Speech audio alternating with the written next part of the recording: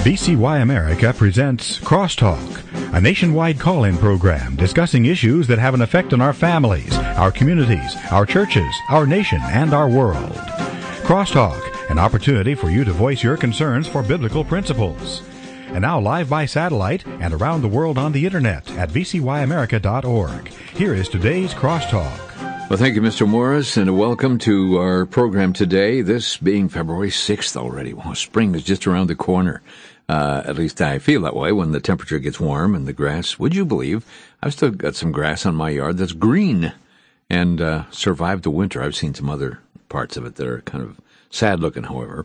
But spring is not that far away. Somebody said spring has sprung, the grass is riz. I wonder where the birdies is. But they'll get here. Okay, enough of my poetry, which is terrible. We are going to be talking about a couple of major items today, and the levity at the front is just to kind of give us a little bit of ray of hope. But this morning on the morning show, which you don't hear unless you're part of the VCY network, I mentioned an issue that has been brought to light, especially by Don Wildman's 1millionmoms.com. But it has to do with a retailer that most of us are familiar with. It's called J.C. Penney's. And, I bought shoes there, I bought suits there, I bought things for my wife there. I mean, it's been around since Adam, I think. Long time. Kind of like Sears and Roebuck. Remember that? That name? Well, let me just say this, that 1millionmoms.com has put out an issue that I think would concern millions, not just 1 million, millions of moms and dads. And here's that article. J.C. Penney offends traditional families again. Now, this is from the article. Recently, J.C. Penney announced that comedian Ellen DeGeneres will be the company's new spokesperson. Their article goes on. Funny that J.C. Penney thinks that hiring an open homosexual spokesperson will help their business when most of their customers are traditional families. More sales will be lost than gained unless they replace their spokesperson quickly, says AFA and 1millionmoms.com. It says unless J.C. Penney decides to be neutral in the culture war, then their brand transformation will be unsuccessful. Their marketing strategy is to help families shop and receive good value for their money. DeGeneres is not a true representation of the type of families that shop at their store, says the article. The majority of J.C. Penney shoppers will be offended and choose to no longer shop there. The small percentage of customers they are attempting to satisfy will not offset their losses in sales. Now, J.C. Penney has made a poor decision, says AFR or AFA, and must correct their mistake fast to retain loyal customers and not to turn away potential new customers, conservative shoppers, with the company's new vision. Now, what they said is kind of interesting.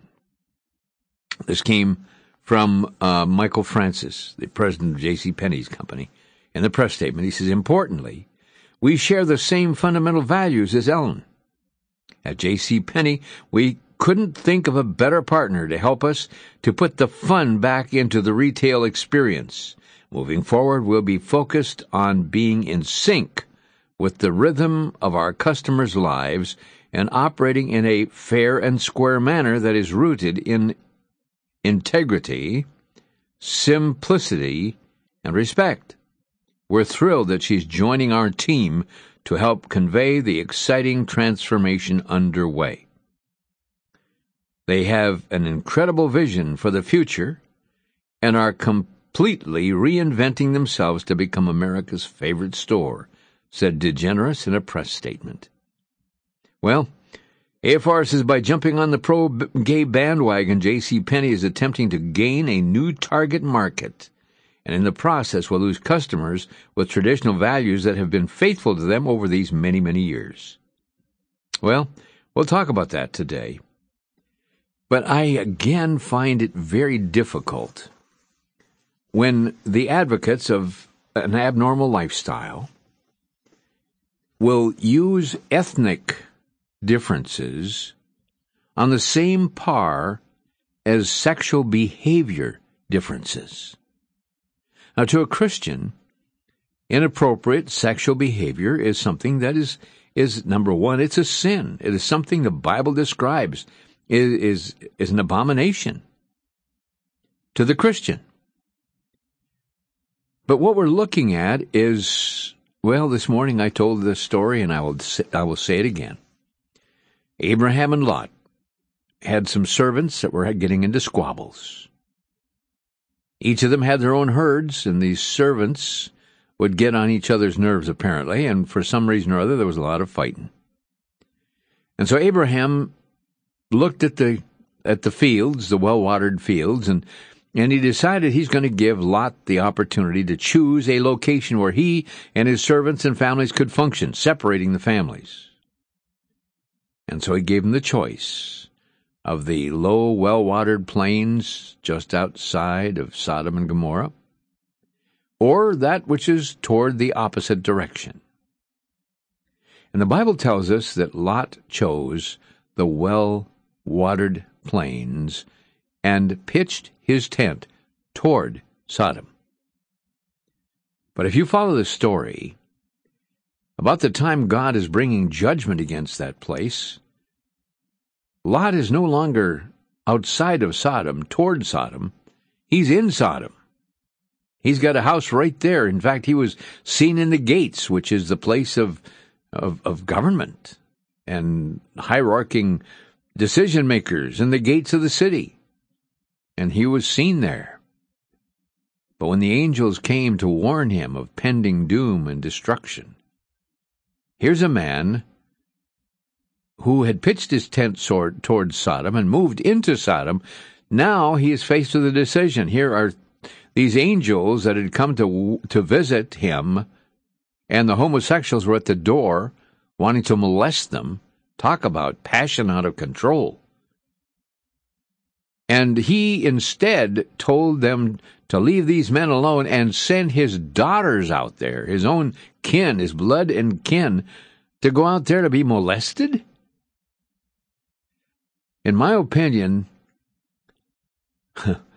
here was Lot was in Sodom when he went in there, but after being there a while, Sodom was in Lot.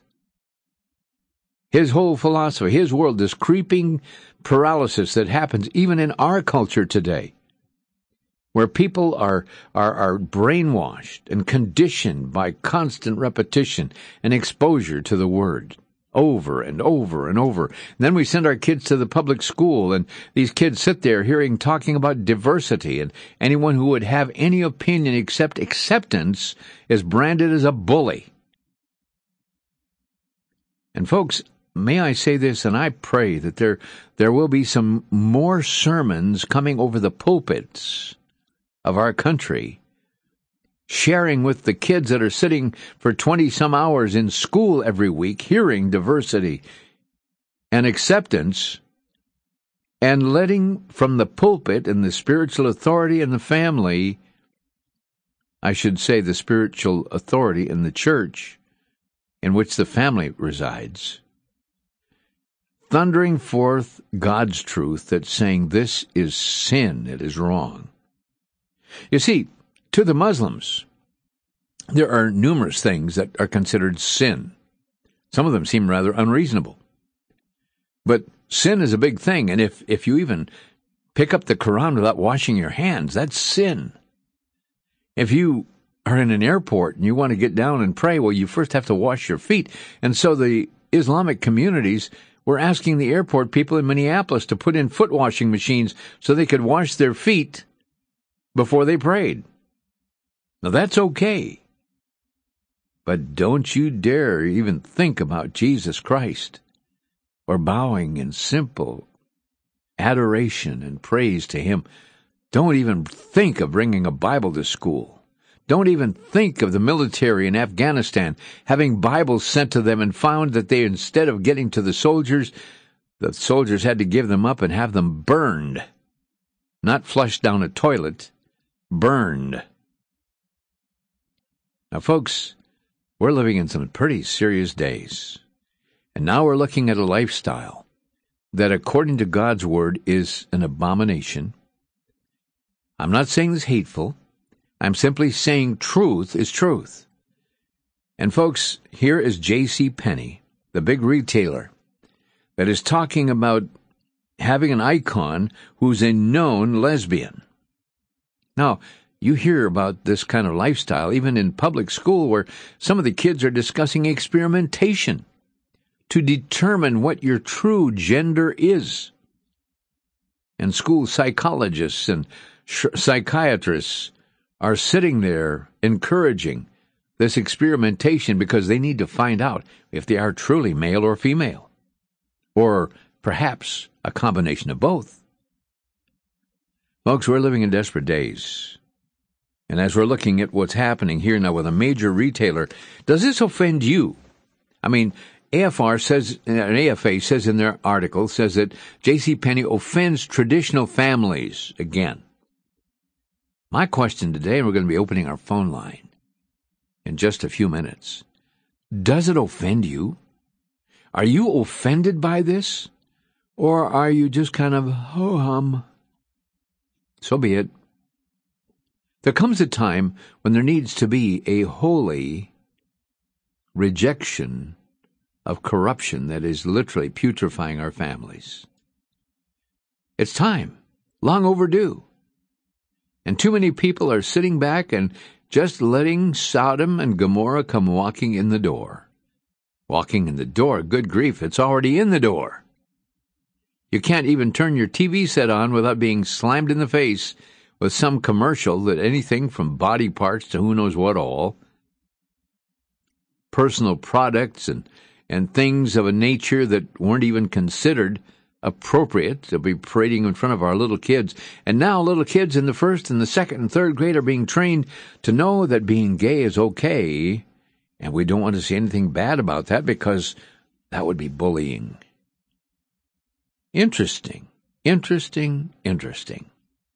Well, we're going to be talking about this, and there's another issue when we come back from this break I want to cover. And then as soon as we're done with this, we're going to open our phone lines. They're locked right now. You won't be able to call in, so be patient with me, because I got another story to share with you. And then I want your opinion as people in America, as people who are on the streets, people who are doing business, people who are purchasing products, people who are functioning in our communities, and how you react to this. Does it offend you? When you hear God's name in vain, does it offend you? When you hear what retailers now putting icons before you and your kids who are known and, according to some, flaming homosexuals? We'll take a break and be right back. Stay with us. This is Crosstalk coming your way on the VCY America Network. And may I invite you to invite a friend to listen? We have what we call ITL cards, which are available. If you call us, we'll talk about them a little later. But right now, stick with us. We'll be back in 60 seconds.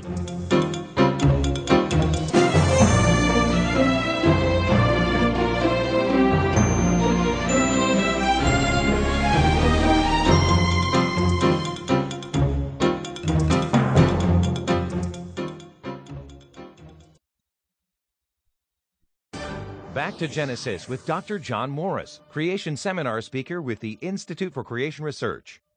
Dr. Morris, can you really make a scriptural case for the Big Bang Theory? Chris, there's absolutely no scriptural case for the Big Bang. The order of events is all wrong. For example, the Big Bang starts off with light and then hydrogen, and much later stars and then the earth. It's very different from the Bible. The first material mentioned in Genesis is the earth and then water. In the Big Bang, you have stars long before you have the planet Earth. Soon after the Big Bang, all you have is hydrogen and then helium. But in the Bible, you have the very complex planet Earth right there at the beginning. The order is all wrong. There's just no way to harmonize Genesis 1 with the Big Bang. Now, many Christians try to do so, but they're in error. They'd correct that error if they would just go back to Genesis for their starting point. For more information, visit our website at icr.org. I'm Chris O'Brien. Thanks for tuning in.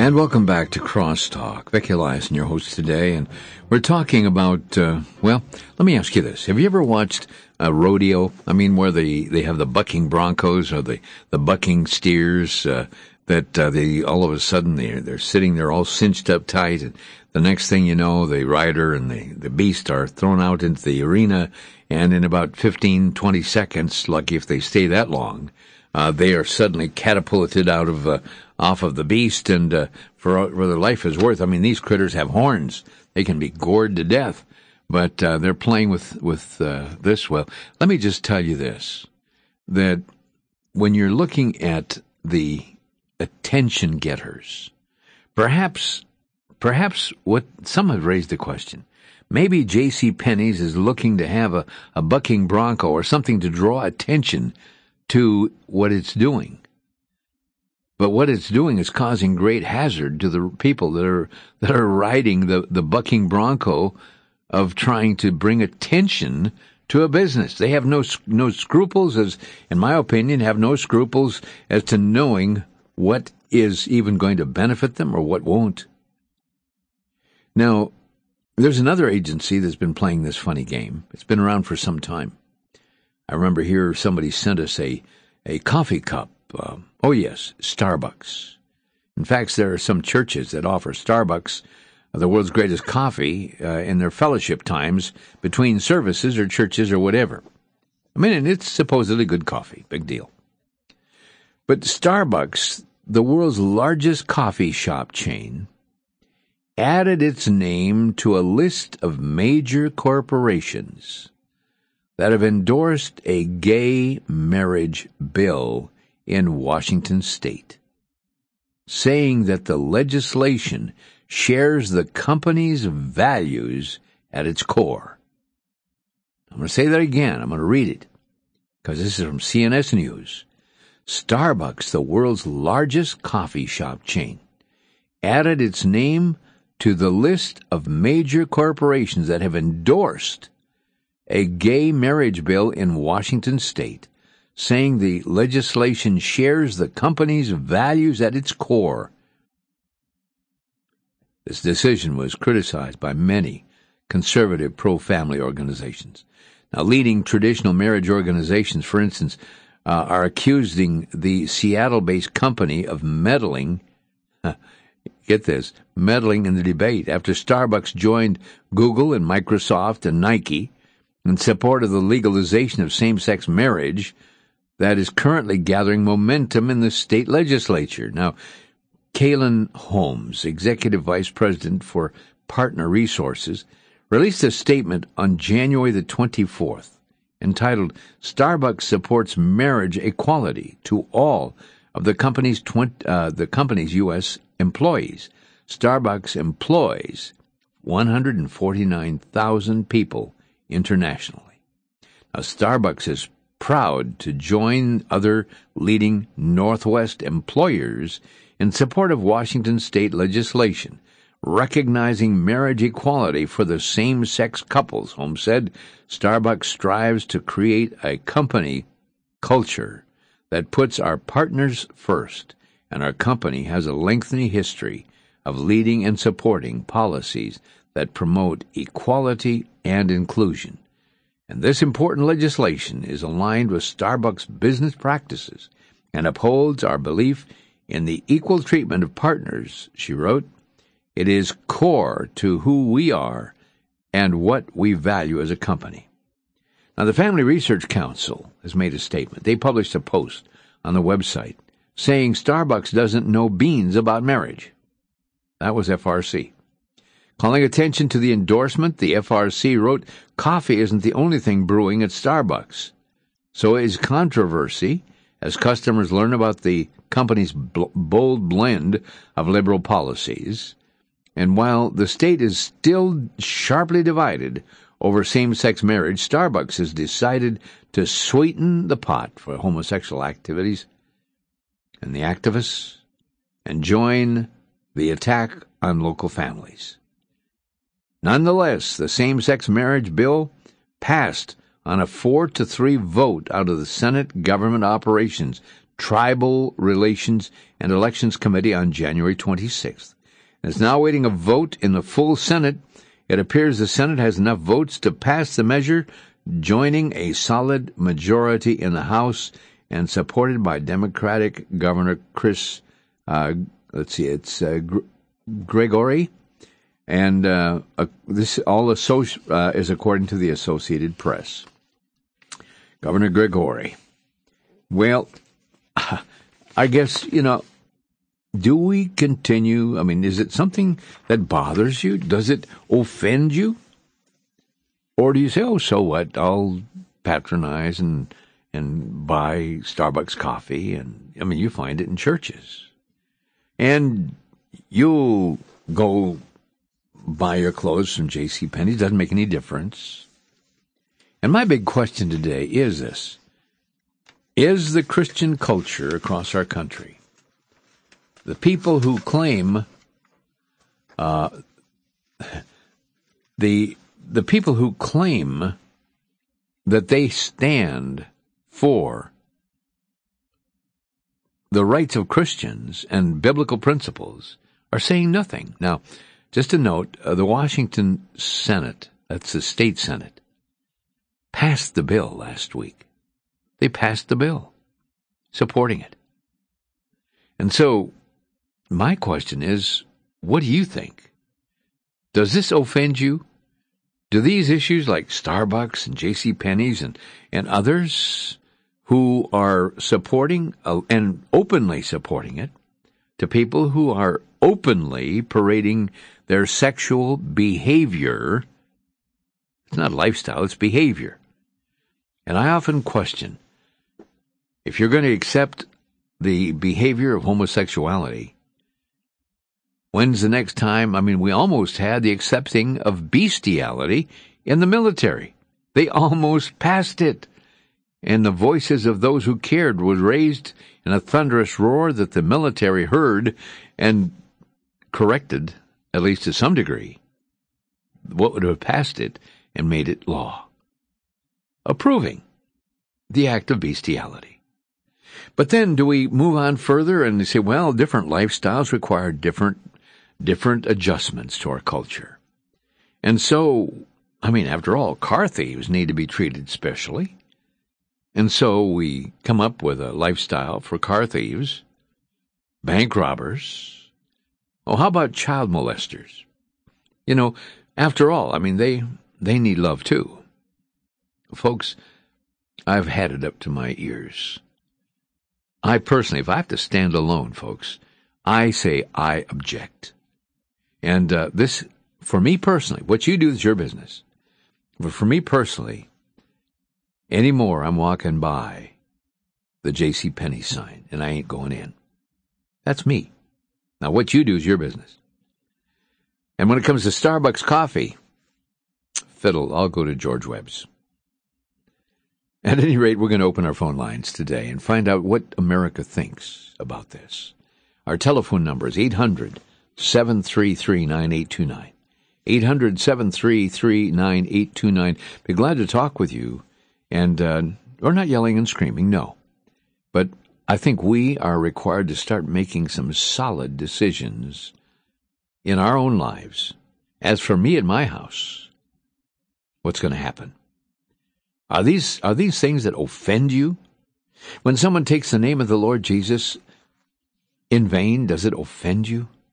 Does it offend you when raunchy commercials show up on your TV set and you have to make a dive for the clicker and shut it down? Does it offend you when the name of the Lord Jesus is taken in vain out in public? I mentioned some time ago I was up in, we were in Ashland, just outside of one of the fast food places.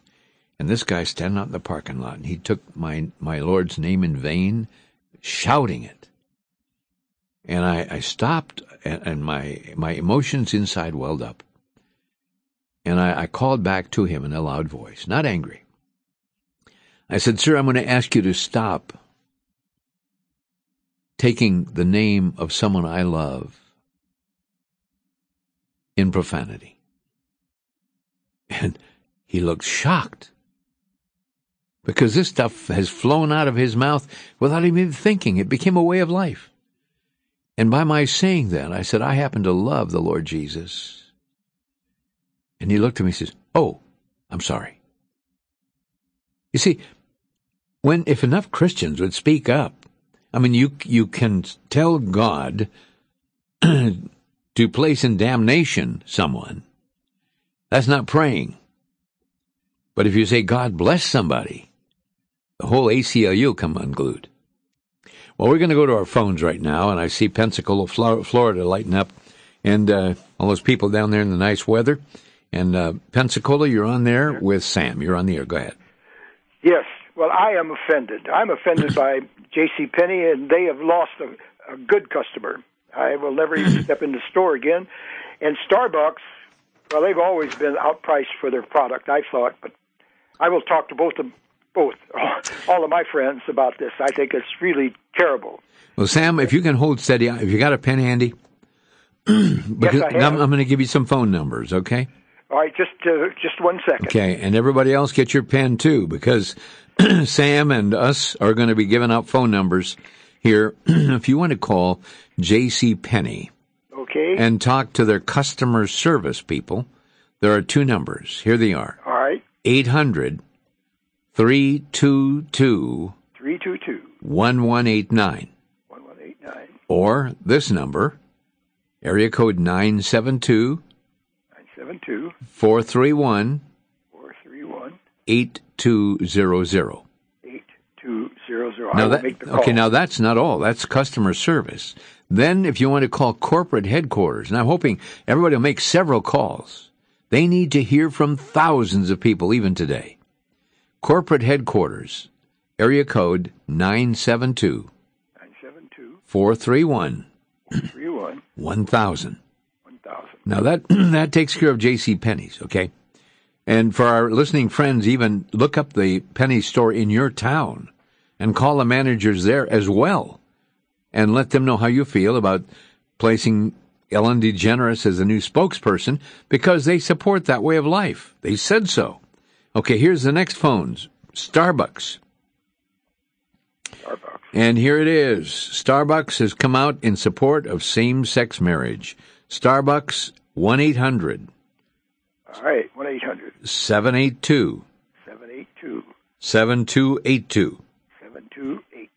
And they have the Starbucks store, which is 1-877. 421. 9062. And one last thing, folks, if you want to send an email, you can send it to info@starbucks.com. Sam, I want to thank you for calling from Pensacola. I hope many will follow your example. I thank you for not only this program, but many others. Thank you. God bless you, my friend. God bless you. Thank you, sir. We'll be right back.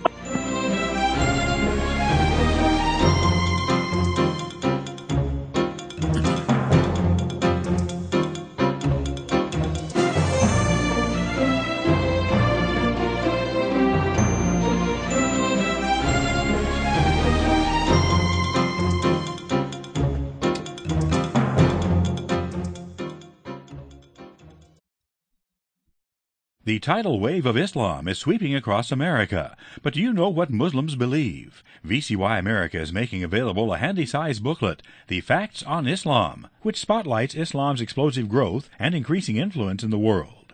You'll find this booklet by apologists John Ankerberg and John Weldon a ready reference guide, answering many questions such as how did Islam begin? Who was Muhammad? What does jihad signify? Is Allah like the God of the Bible? What does Islam teach about Jesus Christ? Does the Quran deny the Bible? What basic problems does the Quran present to Muslims? And many other questions.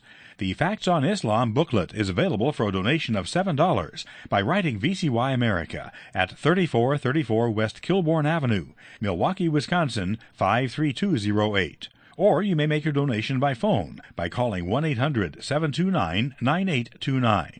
That's toll-free, 1-800-729-9829.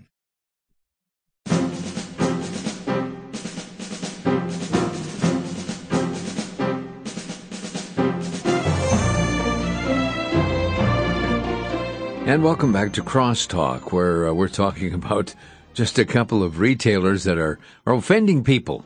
And, we're just talking over the backyard fence.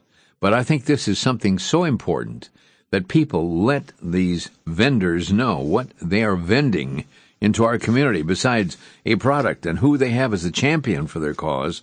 We think back over the years of all of the breakfast foods and the breakfast of champions, and they used to say that Wheaties was the breakfast of champions, and then came up with was it Kix or something, the breakfast of semifinalists. But those are things, folks. We're talking about some serious stuff here. Right now, we're going to go to DL in New York, and DL, you are on the air. Go ahead. Thank you, Mr. Eliason. Yes. Thank you for taking my call. It's a great honor to be speaking with you right now. Thank you, sir. Yes.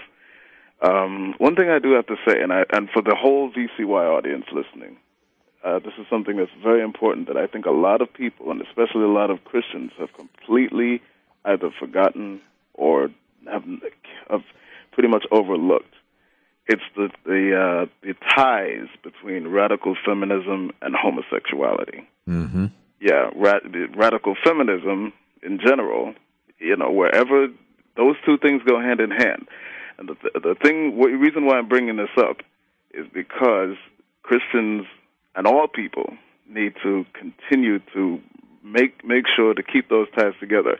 How it relates to this story is because J.C. Penney, 4 years ago, they had a campaign called the Doghouse. I forgot how the first one came out, but then they did a sequel again in 2010 called Return to the Doghouse. Now, what they were doing basically was demonizing men, basically saying that if you don't buy anything for anything reasonable, for a woman's demand, without any sort of reciprocation for a woman to do the same thing for a man, because obviously an equitable relationship of man and woman, male and female, the bond that needs to be, equal between the two is necessary. Oh, you raise a good point, and you can see that, radical feminism, sure. Yeah. And that's why I say that people should have been offended by them a long time ago. So there is no surprise. There should be no surprise in anyone's mind, anyone who's been carefully following the homosexual agenda and the radical feminism ties to it. It's a radical feminism agenda, period. DL, thank you so much. I've got to run because the lines are jamming here, and I apologize if it seems like we cut you off, but your words in New York are well taken. Moving right along to Rome, Georgia, and Randy is online. Randy, go ahead. Randy, you're on the air. Thank you for taking my call. Hey, J.C. Penney said, I believe in adherence to the golden rule, faith in God and the country. I would rather be known as a Christian than a merchant. Well, what we need is a national boycott of J.C. Penney's and Starbucks, and we're going to be on that list. And what you're saying is no more for you, huh? No way. Thank you, Randy. We boycotted many things, many companies. Actually, McDonald's, years ago, we boycotted them for about 5 years for something they were for that, we were against, and we'll do it again. Randy, thank you from Rome, Georgia. Folks, your question. Is it going to make a difference to you? Does it make a difference? Does it affect your shopping ideas? Let's go to Florida, and we have Anonymous on the line. Go ahead. Hello, Anonymous. You're on the air. Oh, I'm sorry. How do you feel about somebody who works in the industry where they openly accept the alternative lifestyle as much as changing the benefits to suit them so that they're equivalent with a husband-spouse, husband-wife relationship? How does somebody who works in that, who doesn't believe in that, how do you think we should? We need to make an income.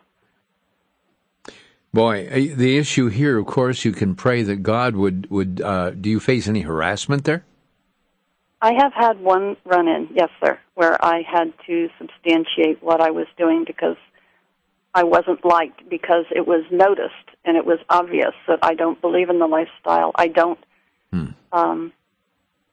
try to be rude in any way, but I guess just sometimes loving God comes out whether you like it or not. And they didn't like it. Well, let me just say this. There are agencies that will defend on issues like this, such as Liberty Counsel, the Alliance Defense Fund, and there are others as well that are out there. And if you feel that you're being discriminated against by virtue of your faith, which in very clear language talks about a lifestyle like this, which is an abomination. I mean, there are things that Muslims can't do. They can't eat pork. I mean, they can't touch certain things. And they're respected. But as a Christian, there are certain things you can't accept either. But I would, number one, I'd pray, God, provide me, as long as you want me here, you'll be faithful and not compromise. But also be praying that God will open a door. Thank you. I appreciate you taking my call because it's been a big struggle for me as to whether to stay or to leave. Well, I'm going to pray that God will guide you. It'd be very easy just to throw an emotional response to you, but I think every step of the way God has to guide us, and the timing of our departure or whatever has to be something that God directs, and we will be praying for you. God bless you, my friend. Thank you, sir. Let's go to Idaho and talk with Jeff. Jeff, you're on the air. Oh, thanks for taking my call. I kind of want to call in to say that basically what a lot of this boils down to is honestly semantics. And when I say that, what I mean by that is you're taking a word that has a religious meaning from 10,000 years ago, and I take that as my understanding is the Hebrews were the first to do marriage through a rabbi, and it was a man and a woman. And if you take the meaning of that and you change it to be anything other than that, you're being arbitrary in discriminating against all of the other lifestyles, whether that's polygamy or, as you had said, child molesters, or, I mean, it gets really kind of ridiculous. So what I've come to conclude, if you're going to be logical about it, and an actual logical, the educated logic, if you will, that the only argument you could say that would make sense if you're going to change or redefine the meaning of marriage is that you can have marriage for no one, if that means you're going to change its definition. Well, the term marriage, again, they're talking about same-sex agreements or, companionship agreements or whatever, and using another. But when they turn it into marriage and are seeking divine blessing on something that the Bible forbids, you got a problem. Well, and marriage is designed to be a subsidy on families for giving birth to kids. And, in fact, you cannot have a subsidy for raising the next generation with couples that can't produce offspring. Biology 101. There's too many problems with it semantically. If you're going to open it up to be anything other than what it is defined as, then you are changing its meaning and its root, and you have to, at that point, either abolish it or leave it as it is. Jeff from Idaho, I thank you for your call. Appreciate that call. Let's go to Diana in New Lisbon, Wisconsin. Diana, you're on the air.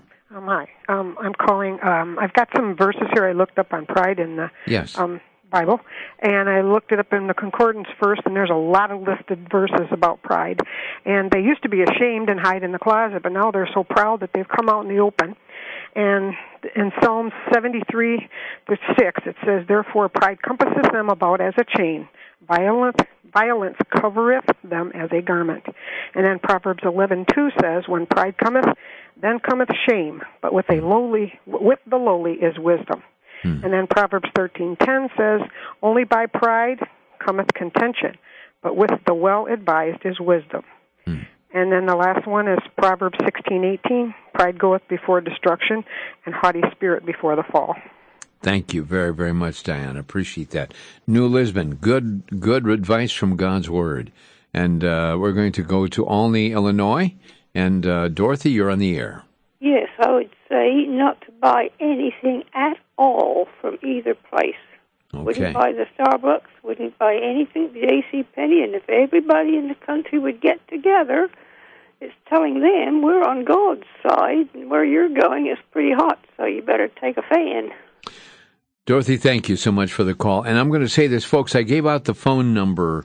You wrote it down. If you didn't, please do. And get on the phone and call them. Let them know how you feel about the fact of what your grandkids are going to see as the icon of identification for these agencies, J.C. Penney. And now you have an individual who is openly homosexual, who is going to be the smiling icon to welcome you into the walls of retail there at J.C. Penney. Starbucks, they're dealing with the issue of, they've come out in support of same-sex marriage. And this is the kind of thing, folks, that, the question is this: do you believe that this is okay? Or are you being silent, which in fact infers that you don't object? Just thought I'd raise that question. So we're going to take more phone calls. Our lines are literally jammed. I'd like to find out what you think and what you're going to do about it. Are you going to do anything about it? Should people do anything about this? Should you avoid patronizing organizations like this that violate your moral convictions? Should you or should you not? We're going to go right now to Michael on line number 3. And Michael from Wisconsin, go ahead, you're on the air. Yeah, hi, Vic. I was calling, and I was just wondering, I actually had a generalized question of the same thing that you're talking about now when it comes to J.C. Penney and homosexuality. And I was talking with my wife just the other day about this, about how commerce in general, how big business in general is. They all are God. They're very reflective of our government's secular policy and homosexual policies, pro-homosexual policies, I should say.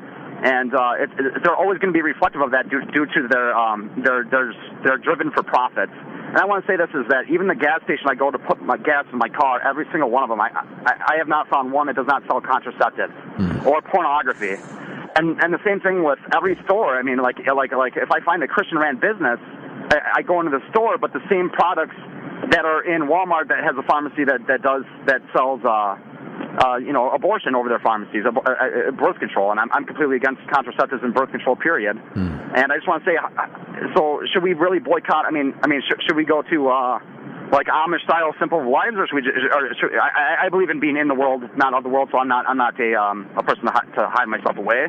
But I believe we should need to be salt and light. But I guess what you guys are trying to say then is we should go as far as possible. But I just want to say, if you were at a gas station, I'm sure you have a vehicle to get to the place. Do you look for a gas station that does not sell contraceptives or does not sell pornography magazines? And is there that much Christian businesses around us? And should we, as Christians, be concentrating on starting to fight that battle as well too, and maybe try to get involved in the business so we can all. Well, let me try to answer your question very briefly. My question at the very beginning of the program was this: are you offended? Does this offend you?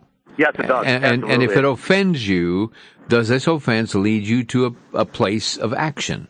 And I think this is a point, and you need to pray, Lord, what should I do? And if this is something where you see here's an alternative, to let them know that you're offended. You see, just disappearing is one thing, but I think it gives, with the fact you're offended and you're a customer, it gives you the right to share your thoughts with them. And I really think that that's important. Michael, got to run. Hard break coming up here. We'll be back with our next call. Thanks for calling in.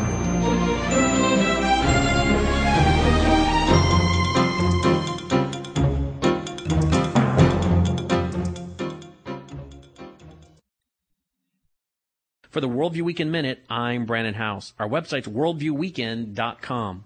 Oftentimes it can be said that evangelicalism is only as deep as some of its leaders. One man who I think revealed his lack of theological and doctrinal understanding was sadly Billy Graham. I can give you many examples, but one would be on May 30th, 1997, when in an interview with David Frost, Graham declared, quote, "I think Islam is misunderstood, too, because Muhammad had a great respect for Jesus, and he called Jesus the greatest of the prophets except himself. And I think that we're closer to Islam than we really think we are," end quote. And let's make no mistake, the Jesus of the Quran is not the Jesus of the Bible. Yes, Muhammad thought Jesus was a prophet, but a prophet for Muhammad, to lay the foundation for the coming of Muhammad. That is not the Jesus of the Bible. And Islam is nowhere close to biblical Christianity. Again, perhaps evangelicalism today is so shallow because evangelicalism has been following shallow leaders.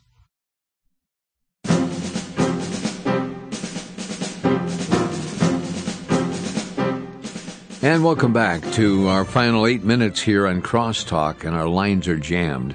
May I say this? I'm giving you phone numbers. Now, don't, I'm going to say this kindly, but don't sit there like a blinking toad in a hailstorm with this information and just sit there. No, get up on your hind feet and get to your telephone and find the opportunity to call and let your voice be heard. When I think of how many phone calls could be generated in just this afternoon at J.C. Penney's. Now, we are on to what we know, 95 radio stations. And if there were 100 people, which there are thousands that listen to many of these stations, but if 100 people in each station, average, would pick up the phone today, that would be 9,500, meaning 9,500 phone calls. And they would kind of get the idea that people across the nation are concerned. The J.C. Penney people. I'm going to give you the numbers one more time. This is the last time I'm going to give them to you, so please. And we will have them on our website. We're going to ask Gordy to put these on the website as soon as the program is over. But here it is. J.C. Penney customer service. 800-322-1189. Or this number, area code 972-431-8200. Now that's customer service. Now there's a corporate headquarters of J.C. Penney. And that is area code, well, there's a 1 and then a hyphen. And here's the area code, 972-431-1000. Also, you can look in your phone directory and call your local J.C. Penney store. I mean, you're talking about the corporate headquarters with these numbers I gave you, and they will hear your voices, and I think will be very concerned about what you have to say. But your local store will also give local feedback. So call your local J.C. Penney store. Maybe go to the store and talk to the manager. Let them know that whatever your choice is, of course.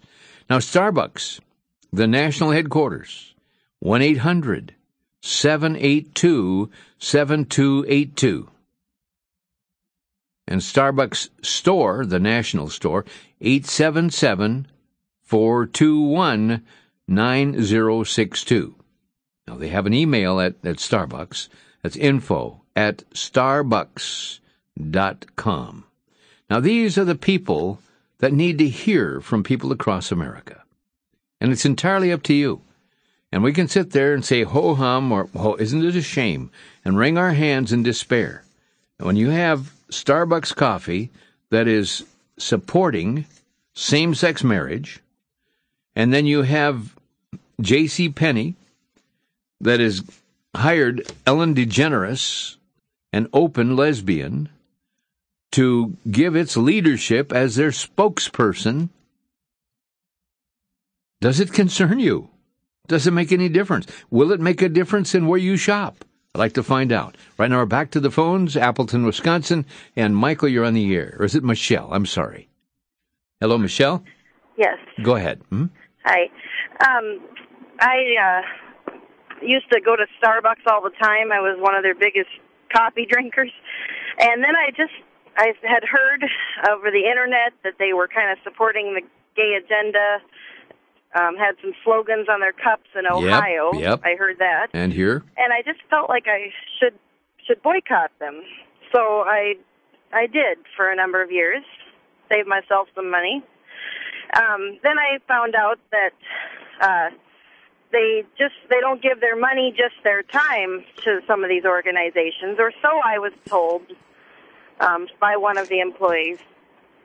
So I stopped my boycott. I started drinking it again and going there. And then about a year ago, one day I went in to get a pumpkin spiced latte. And here I am in line, and there on their counter is a CD of a real popular female singer. And she was all sprawled out across the CD, naked. And I was offended that I should stand there wanting to get a coffee and have to see that. So I said something to the guy. And he was kind of rude with me and said, well, unfortunately, there's nothing I can do about that. Next, he says. Next. Oh, nice wow. customer. Real nice guy. And I said, I'll think twice before I come back in here again. And I have not been back in there since. And now I just saw the emails that you had shared on the air earlier, I think from FRC or whatever. About what's going on in Washington. And so with Starbucks wanting to support this. And So your decision is? I'm offended. Okay. Thanks, Michelle. Appreciate the call. Moving quickly to Marshfield. Mike, Marshfield, Wisconsin. Hello, Mike. Thanks for taking my call. Yeah, I just wanted to say that I find what Starbucks and Penney's is doing is pretty bad and shameful, but I have to remember to love the sinner, not the sin. I'm a saved sinner myself. Well, nobody's being hateful, Mike. Nobody's being hateful because we talk about it. No. And I know you're not. But I have people who send me emails and say, "Oh, Vic, you're so hateful." No. I'm just saying I disagree. I'd like to give an example of what we had up here, a speaker we had up here on the 24th and 25th of October at Mid-State Technical College. It was a young guy from Iowa who spoke in front of the Iowa House of Representatives against a ban on same-sex marriage. Mm-hmm. And this whole thing was put on by the Diversity Committee at Mid-State and depicted as normal, and how fortunate we were to have him speak. And they had one of the two women artificially impregnated, and they got him. Well, it's not normal. It is evil, but that's the best example I can come up with of what the Bible says during these last days of evil being depicted as good and good as evil. Thank you, Mike. Appreciate that. From Marshfield, William in East Troy. William, you're on the air. Brother Vic, thanks for bringing these issues up to our attention. I'm not sure if you're aware of this or not, but just because you're going to want to encourage people not to go to Starbucks, they also have their corporate tentacles into an organization called Seattle's Best Coffee.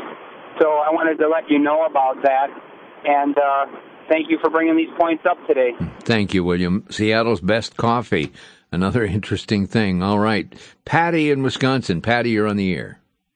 Yeah, I'll try to make it quick. I'm just really discouraged and frustrated and saddened about the apathy, what I sense from the Christians. I heard your program last week about Google and Starbucks, and I sent out an email to all my Christian friends. Got almost no responses, but I did get one response from one person, and her response was, I wanted them to know about Starbucks and Google so they could make a decision to, not go there. I got one response, and she said, I have more important things to worry about. Wow. Patty, thank you for standing. Thank you. Don't stop. Don't give up. Thanks for joining us. That's it for today on Crosstalk. Thanks to everyone that's called in. You've been listening to Crosstalk via satellite and the internet from VCY America. Views expressed may or may not be those of this station. For a CD of today's program, send a donation of $6 or more to VCY Tape Ministry, 3434 West Kilbourne Avenue, Milwaukee, Wisconsin, 53208, or download by RSS or podcast from crosstalkamerica.com. And join us again for